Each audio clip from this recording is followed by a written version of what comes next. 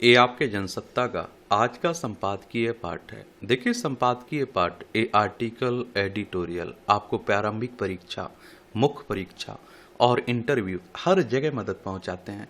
यहाँ से एक सामान्य जानकारी भी आप लोगों को मिलती है। इन्हें जरूर पढ़ा करिएगा। जब आप साहस वही बने रहते हैं जो आप हैं और तुलना या प्रतिस्पर्धा में नहीं पड़ते, तो आखिरकार सभी आपका सम्मान करते हैं और आपको इज्जत देते हैं। ये किसने कहा है? लाओसे ने कहा है। स्वास्थ्य सेवाओं में सुधार की दरकार, और जिस तरह से देश भर में स्वास्थ्य व्यवस्था की हाल बेहाल खबरें आती रहती हैं, उसको लेकर चिंता भी होती रहती है। और मैं कहता नहीं हूँ कि शिक्षा और स्वास्थ्य व्यवस्था पर अगर अच्छे से काम हो जाए, हर किसी तक इसकी पहुंच हो जाए, तो बहुत कुछ बदला जा सकता है, क्योंकि सबसे महंगे यही दोनों क्षेत्र हैं। देश में आज भी जरूरत के मुकाबले पर्याप्त चिकित्सा सुविधाएं उपलब्ध नहीं है। यही वजह है कि आबादी का बड़ा हिस्सा अब भी स्वास्थ्य सुविधाओं से वंचित है। अस्पतालों और चिकित्सकों की उपलब्धता भी जनसंख्या घनत्व के हिसाब से बहुत कम है। सरकारी अस्पतालों में स्वास्थ्य सुविधाओं, आधारभूत संरचना, चिकित्सकों, कमरों, दवाइयों, कुशल और प्रशिक्षित नर्सिंग स्टाफ तथा दूसरी सुविधाओं की कमी है। इन्हीं अभावों के बीच निजी स्वास्थ्य से क्षेत्र को विस्तार करने का मौका मिल गया, और जिसका गरीब लोगों से कोई वास्ता नहीं है। स्वास्थ्य सेवा किसी भी देश की आर्थिक और सामाजिक प्रगति का महत्वपूर्ण मापदंड है, क्योंकि बिना स्वस्थ समाज के किसी भी देश का आर्थिक, औद्योगिक और सांस्कृतिक विकास संभव नहीं है। भारत जैसे विशाल और विविधतापूर्ण देश में स्वास्थ्य सेवाओं का क्षेत्र लगातार सुधार और विस्तार का केंद्र रहा है। आज इसे मजबूत बनाने की जरूरत है। हालांकि अभी भी हमें कई चुनौतियों का सामना करना पड़ रहा है, और इन चुनौतियों के समाधान के लिए सरकार काम तो कर रही है, फिर भी स्वास्थ्य क्षेत्र में स्थिति दयनीय बनी हुई है। यही वजह है कि हर साल करोड़ों भारतीय इलाज का बेतासा खर्च के कारण आर्थिक रूप से बर्बादी के कगार पर पहुंच जाते हैं। एक रिपोर्ट के मुताबिक अस्पतालों के भारी भरकम बिल भरने की वजह से भारत में हर साल करीब 6 करोड़ लोग गरीबी रेखा के नीचे चले जाते हैं। ऐसे लोग इलाज के लिए भारी कर्ज लेते हैं, और इसका प्रमुख कारण सस्ती और उच्च गुणवत्ता वाली स्वास्थ्य सेवाओं तक लोगों की पहुंच नहीं होना है। असली भारत गांव में बसता है, लेकिन यह दुखद ही है कि गांव के लोगों की सेहत का ख्याल रखने वाले चिकित्सा केंद्र आज भी बदतर हैं। शहरों में निजी अस्पतालों की भरमार है। ये महंगे जरूर हैं, लेकिन आधुनिक सुविधाओं से लैस हैं। वहीं गांव में सरकारी अस्पताल भी दूर दराज स्थित हैं। वहां योग्य चिकित्सकों की भी कमी है। ग्रामीण भारत की लगभग 70% आबादी केवल 30% चिकित्सकों पर निर्भर है। भारत में प्रति 1000 लोगों पर केवल 8 चिकित्सक उपलब्ध हैं। स्वास्थ्य सेवाएं कितनी सुलभ हैं, इसका अंदाजा इस बात से भी लगाया जा सकता है कि भारत में केवल 30% लोग ही किसी न किसी प्रकार के स्वास्थ्य बीमा से सुरक्षित हैं।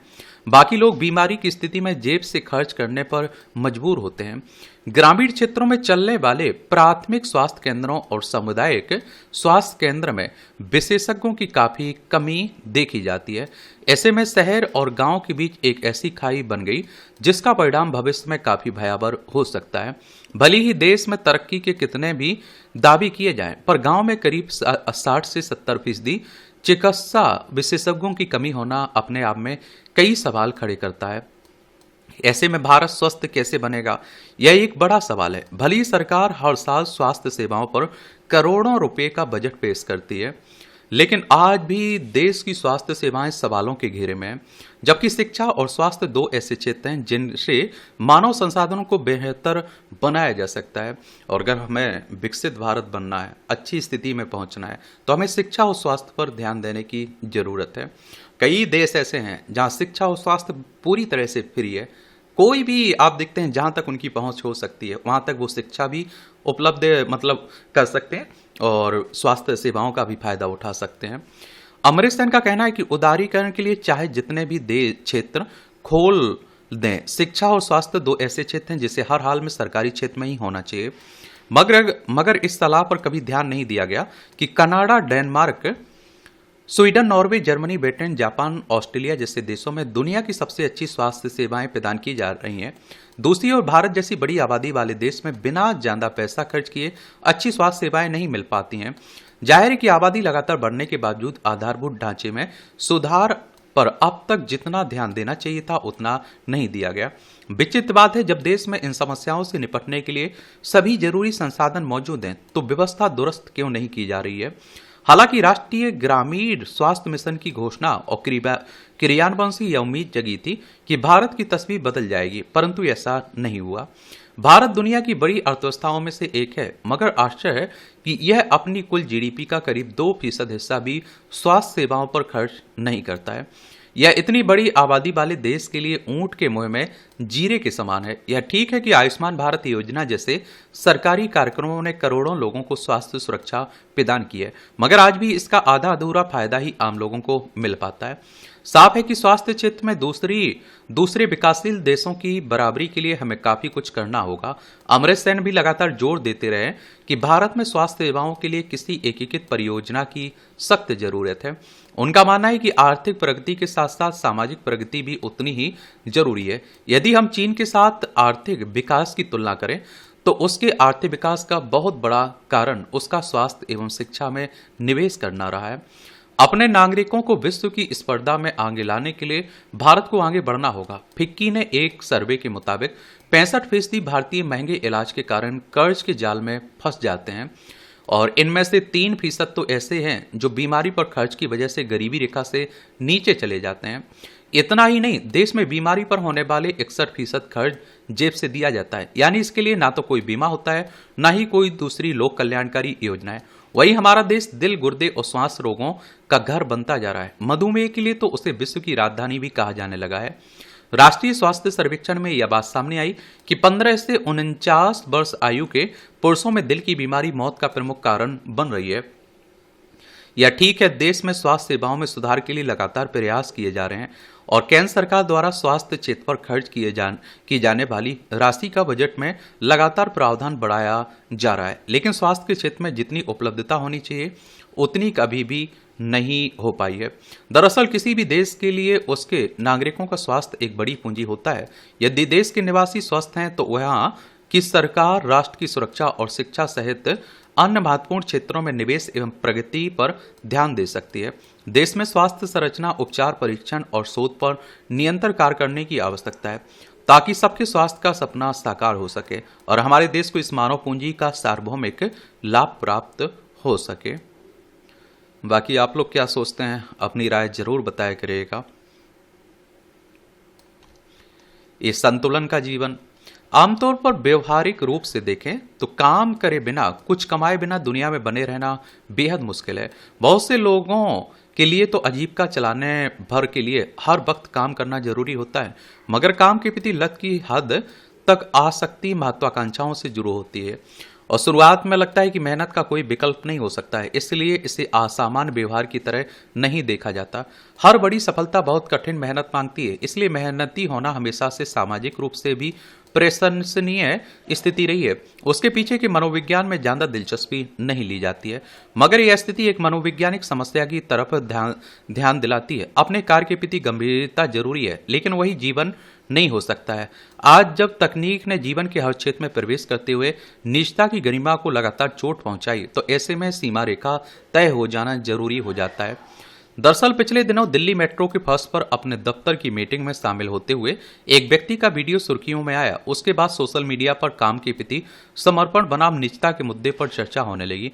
आमतौर पर काम की लत को वर्कहॉलिज्म में कहा जाता है, लेकिन यह सिर्फ उत्साह तक सीमित नहीं होकर एक ऐसी मानसिक स्वास्थ्य स्थिति है जिसमें मनुष्य अपने अस्तित्व मात्र को काम करने या उत्पादकता से जोड़कर देखने लगता है।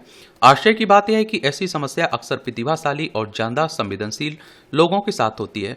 किसी भी अन्य लत की तरह काम की लत भी व्यवहार में असंतुलन को बताती है। कई लोग खाली बिल्कुल भी नहीं रह पाते हैं, इसलिए कुछ ना कुछ करते रहते हैं। चूंकि आजकल लोग समय बिताने के लिए मोबाइल या फिर स्मार्टफोन के साथ इंटरनेट का प्रयोग करते हैं, इसलिए काम की लत वाले लोगों का मुद्दा कहीं पीछे रह जाता है। मगर जिन लोगों को काम करने के अलावा जीने का कोई तरीका नहीं आता, उन लोगों के साथ ऐसी स्थिति बनती है कि वे हमेशा किसी ना किसी कार्य में लगे रहना चाहते हैं। वे काम करते रहना चाहते हैं ताकि उन्हें कुछ भी सोचना ना पड़े। यह एक तरह का नशा है जिसमें डूबकर व्यक्ति खुद और दुनिया को भुलाने का जतन करता है। ऐसी स्थिति एकाकी और सामाजिक व्यवहार का सामना करने में परेशानी महसूस करने वाले लोगों में भावनात्मक तनाव से बचने की बाध्यता से शुरू होती है, मगर धीरे धीरे यह स्थिति व्यक्ति को अलग थलग और अंतर्मुखी बना देती है। काम करना उनके लिए जीवन जीने की शर्त हो जाती है। जब व्यक्ति कुछ नहीं कर रहा होता है तो वह स्वयं को धिक्कारता रहता है। ऐसे लोग लगातार मेहनत करते हुए भी खुद से कभी संतुष्ट नहीं होते हैं। वे हर वक्त समय बर्बाद करने और कुछ ना कर पाने के अपराध बोध से घिरे रहते हैं। उनके पास परिणाम होते हैं, वे बहुत मेहनती होते हैं और दुनियावी नज़र में बेहद सफल भी।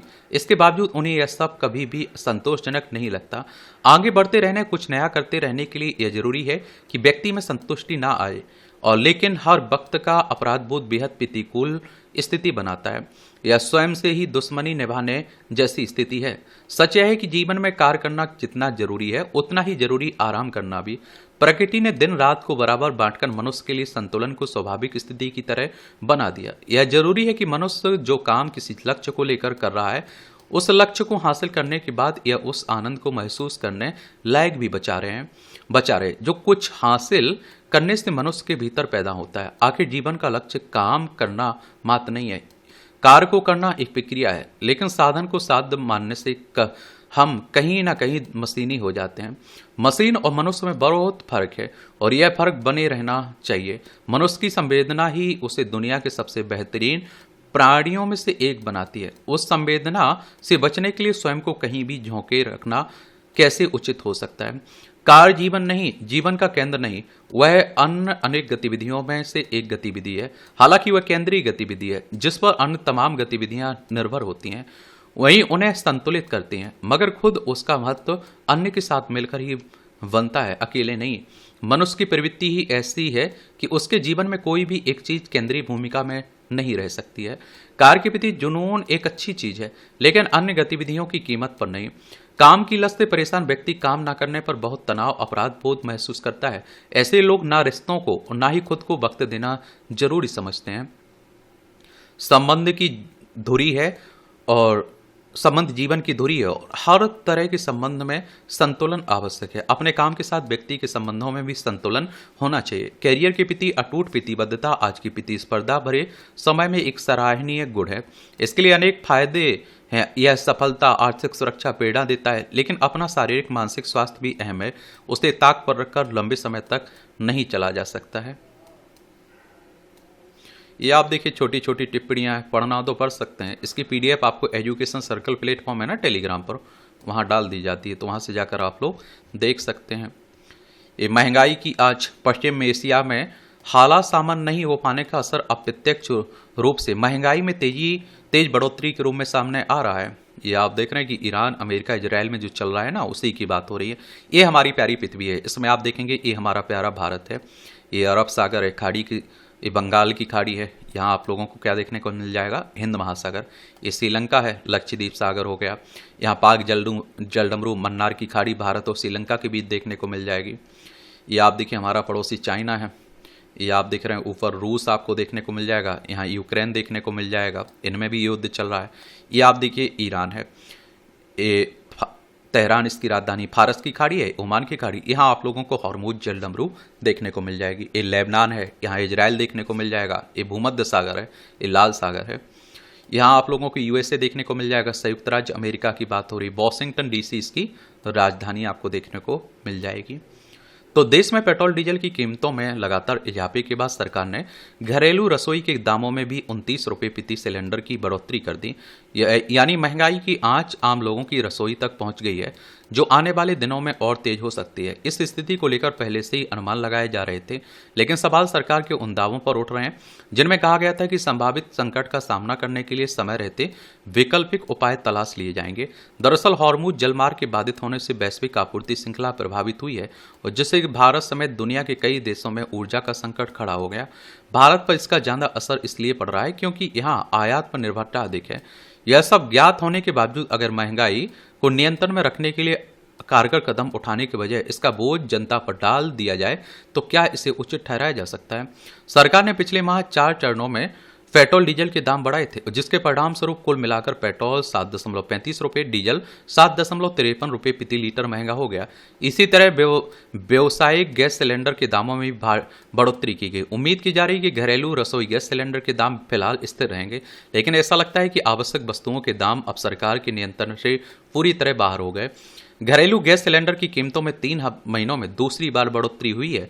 इससे पहले मार्च में 60 रुपये प्रति सिलेंडर की वृद्धि की गई थी, यानी इस अवधि में प्रति सिलेंडर कुल मिलाकर ये 89 रुपये बढ़ चुके हैं। सरकार का तरक्की की अंतर्राष्ट्रीय ऊर्जा बाजार में कीमतों में लगातार उछाल की वजह से तेल कंपनियों को नुकसान हो रहा है। ऐसे में यह सवाल भी महत्वपूर्ण है कि जब अंतर्राष्ट्रीय बाजार में कच्चे तेल गैस के दाम घटते हैं तो क्या उनका लाभ आम उपभोक्ता को दिया जाता है। यह मसला लंबे समय से कई स्तरों पर उठाया जाता रहा है, लेकिन इस पर कोई गंभीरता अब तक नजर नहीं आती है। जब अंतर्राष्ट्रीय बाजार में कच्चा तेल सस्ता होता है तब ये कंपनियां मालामाल हो जाती हैं, और जब दाम बढ़ जाते हैं तो ये दाम बढ़ा देती हैं, यानी कि उपभोक्ताओं को कोई फायदा नहीं देती हैं। लेकिन जब इन्हें घाटा होने लगता है तो उसका भुगतान कौन करता है? उपभोक्ता करता है। घरेलू रसोई गैस सिलेंडर के दामों में बढ़ोतरी के बाद सरकार अब यह कहकर अपनी पीठ थपथपा रही है कि अंतर्राष्ट्रीय बाजार में गैस की कीमतों में तेज उछाल के बावजूद देश की जनता को रसोई गैस दुनिया के अन्य देशों की तुलना में सस्ती कीमत पर उपलब्ध कराई जा रही है। और इसे विडंबना ही कहा जाएगा कि एक तरफ आम आदमी महंगाई के बोझ तले दबता जा रहा है, दूसरी तरफ सरकार यह दिखाने का प्रयास कर रही है कि आवश्यक वस्तुओं के दाम अब भी नियंत्रण में है। खबरों के मुताबिक संकट के दौरान देश में एलपीजी की उपलब्धता बनाए रखने के लिए घरेलू उत्पादन में 60% से अधिक की वृद्धि की गई, और अमेरिका, कनाडा तथा अल्जीरिया जैसे देशों से अतिरिक्त आयात की व्यवस्था भी की गई। मगर सवाल है कि इन वैकल्पिक उपायों का असर जमीन पर नजर क्यों नहीं आ रहा है। आम लोगों, खासकर ग्रामीण क्षेत्रों में लोगों को लंबी कतारों में खड़े होकर गैस सिलेंडर का इंतजार क्यों करना पड़ रहा है। और देखिए, एक बात और यहाँ आप लोगों को मालूम होना चाहिए कि दुनिया भर की जो भी समस्याएं, उनका समाधान मुझे लगता है कि जनता के पास है। वो सब समस्याओं को सुलझा लेते हैं, वो कोई कुछ नहीं बोलता है। मैं कह रहा हूँ कि नेताओं की कोई जिम्मेदारी नहीं, कंपनियों की कोई जिम्मेदारी नहीं, बिजनेसमैनों की कोई जिम्मेदारी नहीं। सभी जिम्मेदारी किसके कंधों पर रख दी जाती है? उपभोक्ताओं के, आम आदमी, वोटरों के, मतदाताओं के। समझ रहे हैं आप? चुनौतियों के बीच इसमें कोई दो राय नहीं कि विपक्षी दलों के गठबंधन इंडिया के सामने फिलहाल बहुस्तरीय चुनौतियां खड़ी हैं। संगठित होकर इनका सामना करने के अलावा कोई विकल्प नहीं है। मगर पिछले कुछ समय से इंडिया के कुछ घटकों ने गठबंधन के दायित्वों से जुड़े जैसे सवाल उठाए, उन पर विचार करके आगे की दिशा तय करने की चुनौती शायद इसके सबके लिए अहम है। गौरतलब है कि कुछ राज्यों में विधानसभा चुनाव और उसके बाद नीट यूजी 2026 के प्रश्न पत्र लीक होने सहित कई व्यापक महत्व के मुद्दों पर जनता के भीतर असंतोष के स्वर तीखे होने के बीच सोमवार को इंडिया गठबंधन की बैठक हुई है। माना जा रहा था कि कुछ दलों की नाराजगी का असर बैठक पर पड़ सकता है, लेकिन इसमें शामिल होने वाले दलों के बीच कई मुद्दों पर साझा अभियान चलाने पर सहमति बनी है। मुख्य रूप से एसआईआर और चुनाव में वोटों की गड़बड़ी पर सुप्रीम कोर्ट के प्रधान न्यायाधीश को पत्र लिखने के अलावा केंद्रीय शिक्षा मंत्री धर्मेंद्र प्रधान के इस्तीफे की मांग पर सभी दल सहमत थे। नाजुक आर्थिक स्थिति, बेरोजगारी, महंगाई और समाज के कमजोर तबकों के मुद्दों पर चर्चा के लिए सर्वदलीय बैठक बुलाने की भी मांग की गई। और देखिए, सुप्रीम कोर्ट की बात करें तो सर्वोच्च अदालत है। संविधान के अनुच्छेद 124 के तहत सुप्रीम कोर्ट की स्थापना की बात की गई। 28 जनवरी 1950 में स्थापना हुई थी। हमारे देश में अनगिनत मुद्दे हैं जिन पर राजनीति हो सकती है, मुद्दों की कोई कमी नहीं है, लेकिन आप देखते हैं कि विपक्ष आजकल सुविधा की राजनीति चाहता है। ममता बनर्जी को अब इंडिया गठबंधन की याद आ रही है। उससे पहले आप देख लीजिए क्या हाल था। वो क्या पश्चिम बंगाल हार चुकी ना, और बहुत सारे उनके विधायक सांसद उन्हें छोड़ के भी जा रहे हैं। हालांकि तमिलनाडु में विधानसभा चुनाव के नतीजे के बाद कांग्रेस ने जिस तरह सत्ता में आई, टीवीके के साथ नया मोर्चा बना लिया। उसके बाद द्रमुक का इंडिया में साथ रहना वैसे भी मुश्किल था। इसी तरह माकापा ने भी केरल में चुनाव के दौरान कांग्रेस के रुख पर सवाल उठाया। मतभेद के मुद्दों पर संवाद, एक दूसरे को समान स्तर पर अहमियत देना गठबंधन को मजबूत करने का एक रास्ता हो सकता है, लेकिन यह तभी संभव है जब इसके सभी सदस्य दलों के भीतर सामूहिक भावना के साथ राजनीतिक चुनौतियों का सामना करने की इच्छा शक्ति हो।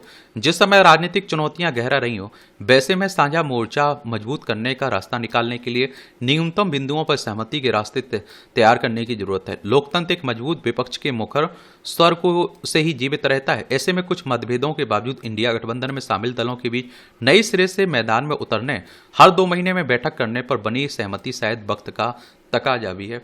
और मैं आप लोगों को बताऊं, इन राजनीतिक पार्टियों को, नेताओं को भी पता है कि ये जब एक रहेंगे, गठबंधन में रहेंगे, तभी तक सेफ रहेंगे। समझ रहे हैं? ये ममता बनर्जी को भी समझ में आ रहा है क्योंकि उनकी पार्टी भी टूट रही है और आम आदमी पार्टी तो टूट ही गई।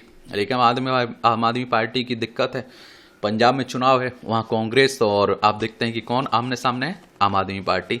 तो वो अगर गठबंधन में शामिल हो जाती अभी तो उस पर प्रश्न चिन्ह खड़े होने लगते। और देखिए, अगर हम लोग चुनाव की बात करें, विधानसभा चुनाव आपको लड़ना है तो आपकी उम्र कम से कम 25 साल होनी चाहिए। अधिकतम उम्र की कोई सीमा नहीं रखी गई। विधायक का चुनाव डायरेक्ट जनता यानी कि मतदाताओं के द्वारा होता है।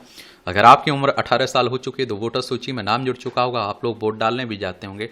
पहले 21 साल हुआ करती थी, इसे 18 साल किस संविधान संशोधन के द्वारा किया गया था, कब किया गया था, आप लोग बताइए नीचे। और ये चुनाव कौन करवाता है? इलेक्शन कमीशन ऑफ इंडिया, भारतीय निर्वाचन आयोग, एक संवैधानिक संस्था है। संविधान के अनुच्छेद 324 के तहत चुनाव आयोग की स्थापना की बात की गई। 25 जनवरी 1950 में स्थापना हुई थी। 25 जनवरी को आप लोग मतदाता दिवस मनाते हैं। नई दिल्ली में हेडक्वार्टर देखने को मिलेगा। सुकुमार सेन पहले मुख्य चुनाव आयुक्त थे। और इस तरह से आप देखेंगे कि आज के संपादकीय पाठ की कहानी कवर होती है। आप लोग पढ़ते रहिए, एंजॉय करते रहिए। आपका कोई सवाल हो, मेरे लिए सुझाव हो तो जरूर बता सकते हैं। धन्यवाद।